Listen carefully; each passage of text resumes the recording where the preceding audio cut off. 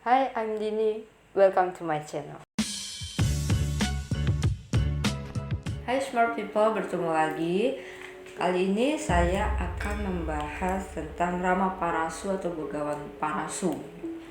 Nah, untuk peran tokoh Rama Parasu itu sebenarnya siapa sih Pak? Kok dia ada di cerita Ramayana dan cerita Mahabharata?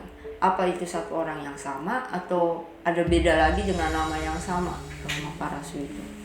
Ya, kalau menurut Mahabharata itu kan ada dua yang biasa dipentaskan untuk wayang kulit Purwo atau untuk pentas wayang Wong. Itu biasanya pakai Mahabharata yang sudah saduran dari Mahabharata India. Yang sudah dinusantarakan Ya, gitu ya Pak. gitu. Jadi itu ya tokoh satu kalau di situ. Jadi Rama Parasu itu memang berumur panjang, mulai dari zamannya ke awal-awal zaman Ramayana, terus sampai dengan di zaman Mahabharata itu ada. Masih ada itu ya. Keluar lagi, ditulis lagi di situ. Nah itu mungkin ya satu orang, tapi ya macam-macam tafsir kan itu maksudnya. Yang sini ini yang Pakem Pedalangan itu kan tafsir juga, tafsir dari menafsirkan cerita Mahabharata. Tapi ada yang mengatakan bahwa Rama Parasu itu adalah titisan dari Dewa Rama Parasu, sama kan? Nah itu ada, jadi kan ya gimana nggak bingung, namanya udah di poteng-poteng di Potong-potong di panjang. tergantung kreativitasnya si pengarang cerita. Nah kita yang wayang orang atau wayang kulit itu kan tinggal melanjutkan, jadi adanya kan itu dulu baru pakai itu. Jadi ada ceritanya dulu baru menirukan cerita itu terus dikreasi lagi kan gitu. Di wayang orang apa itu lebih dikreasi lagi, soalnya pakeman pedalangan itu sekian banyaknya itu kadang menceritakan salah satu tokoh gitu atau salah satu peristiwa gitu, itu mesti menyangkut beberapa pakem itu, jadi mesti memadukan pakem atau memisahkan pakem. Itu tugas sutradara yang mau mementaskan. Nah kalau di Mahabharata sih Rama Parasu itu keturunan dari Dewa Brahma. Ya, Dewa Brahma itu kalau di Mahabharata itu Brahman. Nah, kalau di Jawa atau Pakeman Nusantara, Brahma itu anaknya Bathara Guru. Kalau di Mahabharata tidak ada Bathara Guru, adanya Brahman. Maka silsilahnya, leluhurnya berbeda antara Pakeman Mahabharata dengan yang Pakem Pedalangan ya Pak ya. Kalau yang di Mahabharata itu Sang Hyang Brahma itu mempunyai keturunan, mempunyai anak si Resi Brigu. Resi Brigu itu kemudian punya anak Sawana. Sawana itu punya anak si Urwa. Kemudian Urwa punya keturunan lagi si Riciko. Riciko ini punya anak si Jamadagni. Jamadagni ini mempelajari Dewi Renuka, mempunyai anak 5 laki semua. Itu yang satu Rumawan, keduanya Suseno, ketiganya Wasu, keempatnya Wiswawasu, dan kelimanya Rama Parasu. Masih paling kecil ya. Mungkin yang atas-atas itu tadi ya mesti ada namanya Rama di depannya atau tidak, bisa saja toh Romo Rumawan atau Romo Suseno, Romo ini gitu, terus ini Rama Parasu gitu. Sebab kalau dijawakan itu Parasu itu maksudnya itu wadung atau kampak. Jadi itu senjata ciri khasnya si Romo Parasu itu, makanya dinamakan Romo Parasu. Namanya siapa, terus dia suka pakai kampak. Terus namanya juga Romo Bargowo. Itu ada cerita lagi yang dia diutus oleh dewa untuk menenteramkan kahyangan. Dia mendapat pusaka yang namanya Bargo Wastro. Maka Bargo Wastro itu panah yang gedenya enggak karuan gitu tuh. Nah itu pada suatu ketika ceritanya, untuk urutan cerita si Romo Parasu sendiri, pertapaan bapaknya ini dengan ibunya yang namanya Renuko itu kena cobaan. Dewi Renuko itu kena rapal atau kena sumpah. Bukan kena rapal, Poncowisoyo. Nah, Poncowisoyo itu ya dulu ada cerita dunianya itu panah si Sang Komojoyo untuk memanah Bathara Guru. Bathara Guru bisa kena panah itu, dia pada waktu bertapa itu terus bangun, terus rindu kepada istrinya, jadi pembangkit rasa cinta gitu. Nah ini kena ajian itu, sehingga Renuko istrinya Jomodagni itu berkasih-kasihan dengan seorang raja Citroroto dari Manika Kata ya, Manikokoto kerajaannya. Jadi ketemu situ dia terpengaruh oleh ajian itu, dia jatuh cinta dan dua-duanya melakukan saling mencintai. Nah, padahal dia sudah punya anak 5 dan punya suami si Jomodagni. Nah, perilakunya itu diketahui oleh mata batin Jomodagni.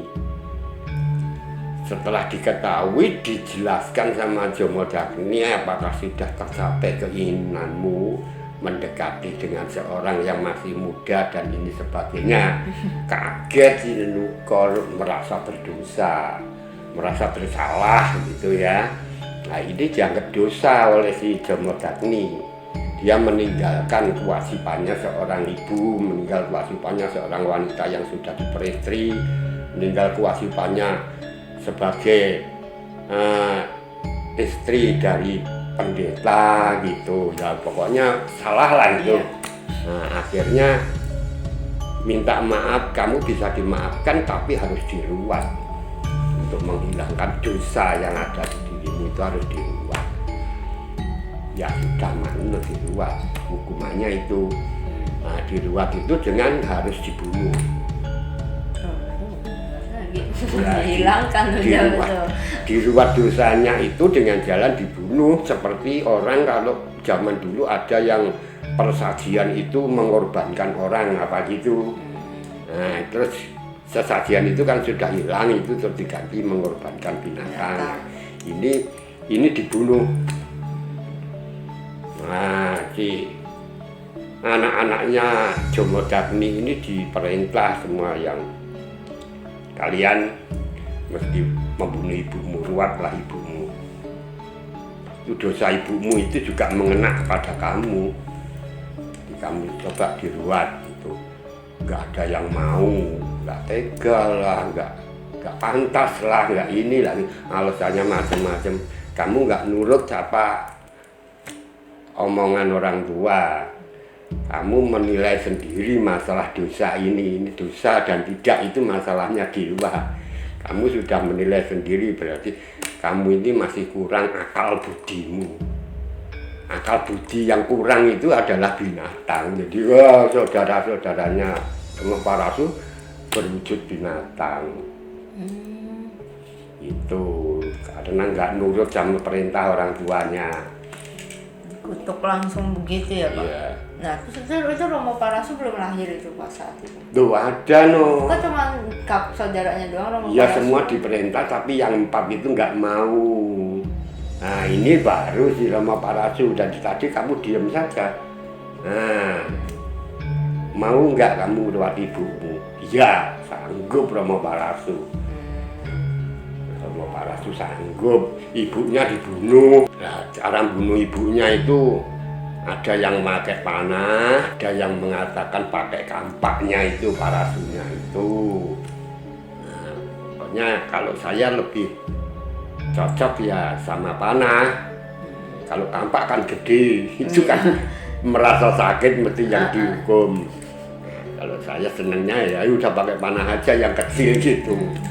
Tapi sakti. Ya yang jelas dibunuh sama si Rama Parasu. Kemudian si Jamodagni setelah puas itu dia akan memberi hadiah pada Rama Parasu. Maka diminta, apa kamu ingin apa dan kamu punya keinginan apa, sampaikan nanti akan saya penuhi.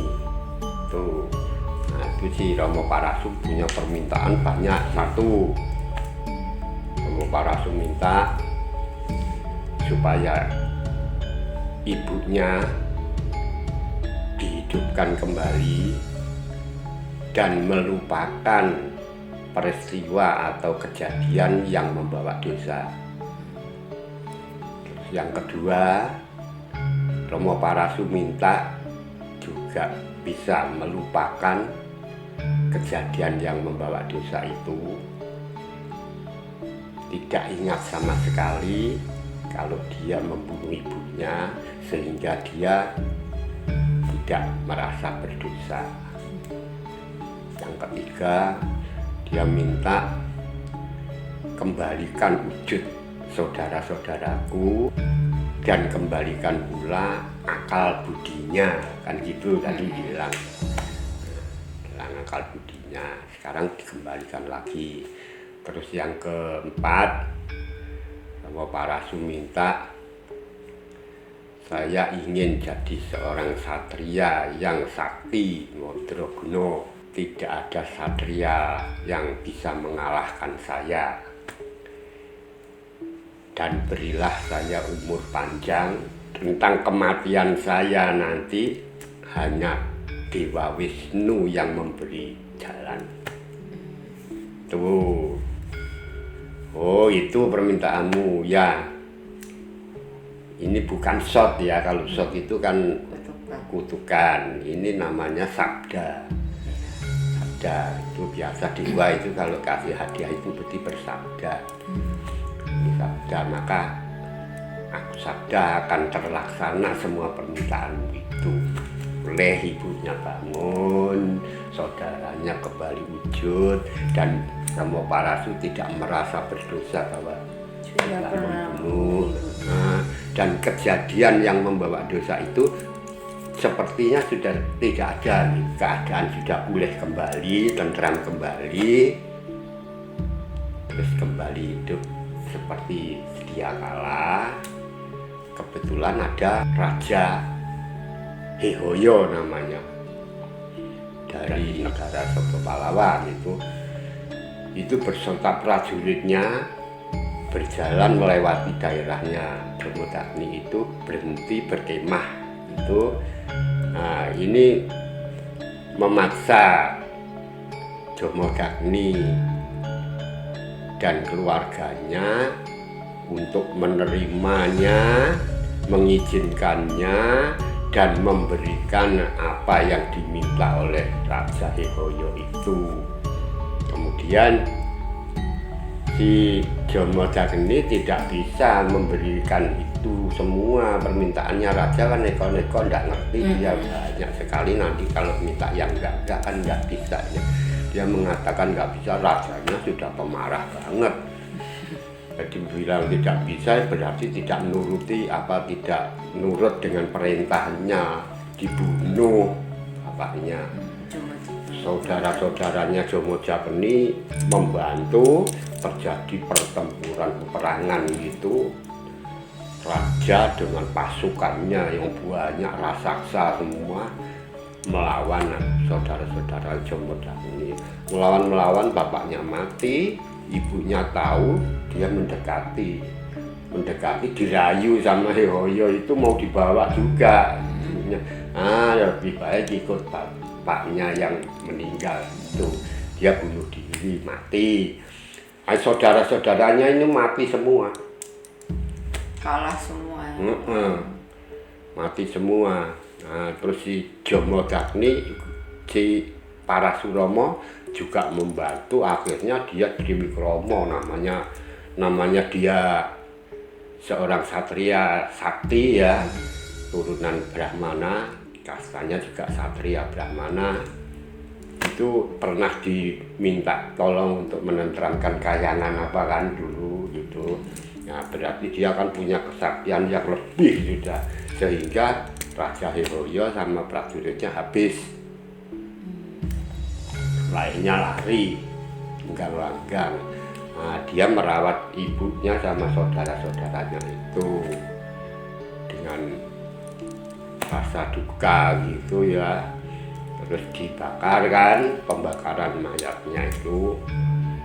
Nah, di situ dia baru mikir, ini keluargaku dibunuh, dianiaya oleh seorang satria. Maksud satria itu bukan hanya anak muda yang pintar perang itu, tapi namanya satria itu kasta kan, kasta satria gitu. Ini dibunuh sama para kesatria. Nah, dia merasa dendam, saya harus bisa membunuh satria-satria yang lebih banyak mementingkan kepentingannya sendiri, tidak melakukan dharma kesatriaannya. Karena satria itu dharmanya itu adalah perang dan membunuh. Nah, maka saya akan menghilangkan dharma itu gitu, jadi malah menghilangkan semua satria. Sumpahnya dia malah begitu ya, karena dendam. Nah, ini terus kemungkinan pada waktu itu datangnya Sang Hyang Wisnu.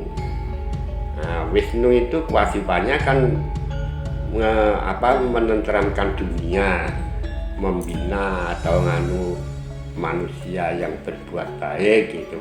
Nah, ini ada sumpahnya begitu, kebetulan dia untuk menghabisi para satria yang tidak melakukan dharmanya satria, dharma keutamaan, tapi mementingkan angkara dan murkanya, masuk menjadi satu dengan si Romo Parasu.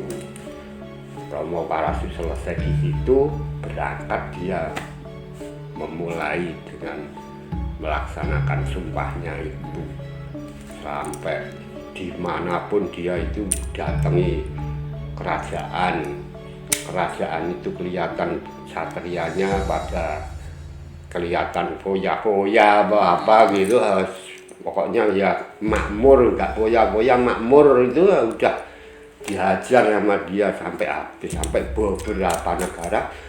Terus ada satria-satria itu sudah mendengar itu sumpahnya Romo Parasu dan tandangnya si Romo Parasu membunuh banyak satria dan raja. Ini raja-raja berkumpul di daerahnya itu Kurusetra gitu, kumpul di situ untuk menghukum si Romo Parasu ini yang membunuh berapa ribu orang gitu. Kebetulan Romo Parasu juga datang di situ, jadi dia tahu juga di situ ada raja-raja yang berkumpul untuk menghakimi si Romo Parasu. Dia datangi malahan, kan datangi, dihancurkan semua di situ. Selesai menghancurkan situ, menghancurkan raja-raja itu, membunuh berapa ratus ribu apa berapa puluh ribu gitu lah ceritanya. Di situ sampai dia bisa membuat sampai darahnya ada yang mati itu kan karena perang, darahnya itu menjadi telaga, kayak telaga gitu. Ada 5 telaga yang dinamakan telaga darah gitu. Nah, itu nanti akan dibicarakan di dalam Bharatayuddha nantinya. Tapi belum ada kan Bharatayuddha itu di situ. Nyambungnya ke situ ya Pak. Gitu. Kemudian setelah membunuh sekian banyak orang, berapa puluh, berapa ratus negara, dia keliling terus dunia itu, ceritanya keliling dunia terus itu, sampai dia baru tumbuh pikirannya itu, dan dia mengatakan kok kamu merubah kodratnya dewa gitu. Jadi ada lawannya yang dengan tidak sengaja atau sengaja dia mengatakan begitu. Kodratnya itu ada kasta ini, ada kewajiban ini, ada dharma ini. Kok kamu bunuh semua ini? Ya apa benar itu mereka itu yang kamu bunuh itu salah semua? Apakah tidak ada yang berbuat baik, tapi karena kamu membunuh satria-satria, dia berkumpul dengan orang yang akan menghakimi kamu. Itu dia merasa apa benar ya, kalau gitu apa saya yang salah itu. Ya, baru sadar ininya, saya yang salah gitu. Ya, sudahlah kalau begitu, kalau saya salah ya cuman menumpuk dosa gitu kan, dia merasa menumpuk dosa, dan dosa saya tidak akan bisa hilang kalau tidak ditebus dengan kematian hidupku. Setelah saya sudah bersumpah atau sudah diberi kelonggaran atau hadiah sama orang tuaku, umur panjang dan mati saya harus sarana, ya pintu surganya dibuka oleh Bathara Wisnu gitulah. Tuh. Nah ini mesti nyari Bathara Wisnu nitis di mana. Wah, dia mulai nyari titisan Wisnu, kepentingannya untuk cepat mati saja. Tapi Rama Parasu itu tahu kan kalau Bathara Wisnu itu sudah menyatu? Enggak tahu. Belum, oh dia nggak tahu. Enggak tahu. Oh pantesan dia nyariin ya. Enggak tahu. Oke. Terus Pak? Nah, dia tahu zakat itu nyari. Nah, kebetulan zaman sudah berganti, entah berapa hari, berapa minggu, berapa bulan, berapa tahun, berapa puluh tahun itu zamannya sudah berganti lagi. Di satu kerajaan ceritanya Maespati Prabu Arjuna Sosrobahu. Ya. Nah, Prabu Arjuna Sosrobahu itu ada ceritanya. Pada saat itu dia hatinya kecewa, putus asa karena istrinya dua mati. Ketemu sama Sosrobahu yang juga mencari mati. Mencari mati adalah lebih mulia manusia itu kalau mati karena sarana Bathara Wisnu. Nah gitu, ini juga mencari orang titisan Wisnu. Dengar berita kalau ada satria yang namanya Parasuromo itu titisan Wisnu. Itu dengar berita ya, bukan si Parasuromo sendiri yang ngomong. Jadi dengar berita apa dikatakan titisan Wisnu oleh kabar itu. Kabar itu melihat si Rama Parasu ini bisa membunuh orang sekian banyak dengan kemampuan orang sekian banyak, bagaikan Dewa Wisnu menghancurkan para angkara murka, bagaikan gitu. Jadi kabarnya itu gitu dari itu. Nah setelah ketemu berkenalan dan saya mencari titisan Bathara Wisnu. Kepentingannya saya ingin mengakhiri hidup saya karena kamu itu kabarnya adalah seorang raja yang bisa triwikrama, tuh bisa menjadi Sosro Bahu. Sosro itu sewu, jadi bisa jadi triwikrama, jadi raksasa, tangannya itu 1000. Nah itu tidak ada kecuali titisan Bathara Wisnu, maka kamu harus membunuh saya. Nah, saya ini juga dengar kalau kamu itu bisa meratakan dunia, menghilangkan angkara murka, membunuh berapa ratus manusia yang berkasta satriamu adalah titisan Wisnu. Ya nggak bisa ini yang kalian jalan. Sekarang gini saja dah, nggak usah berdebat, pokoknya yang penting kamu bunuhlah saya. Ya enggak, kamu yang titisan Wisnu ya kamu yang bunuh saya. Sekarang dicoba untuk kebenarannya, saling bertanding atau nganu ya bisa ditandingkan dulu, perang dulu gitu. Terus akhirnya bawa senjata dua-duanya bersama gitu, kayak koboi gitu kan, gitu. Terus baru dilepaskan bersama seruat gitu. Romo Bargowo melepaskan panahnya masuk ke dada. Mandili sedang rame-ramenya Pangeran Romo Wijoyo memboyong Dewi Sinta. Wah, ini senjatanya sudah bisa menembus saya. Ini kalau saya mati berarti kamu titisan Wisnu gitu kan. Nah, terus biar cepat mati dimasukkan senjatanya. Dimasukin sendiri gitu. Tapi nggak bisa. Dicopot nggak bisa. Waspadakan, lihatlah kata saya. Romo Parasu melihat Romo kelihatan Wisnu. Kelihatan Wisnu, dia bersujud. Ya sudah, terima kasih sekali kalau saya harus mati di tanganmu. Bukan. Nah, kalau kamu sudah mempunyai murid yang bisa menjadi pahlawan palagan, pahlawan perang, dan kepahlawanannya itu untuk mengangkat derajat orang lain, musuh-musuhnya. Datangnya seorang satria yang bernama Dewa Brata. Di minggu ganti tahun ada datangnya lagi orang yang ada cacat di wajahnya dan tubuhnya sedikit, bernama Kumboyono. Pada suatu ketika ada datangnya seorang satria tapi berpakaian pendeta, mengaku seorang brahmana muda bernama Radeo. Dan sebenarnya si Pak Soekarno itu dia datang ke situ ingin berguru.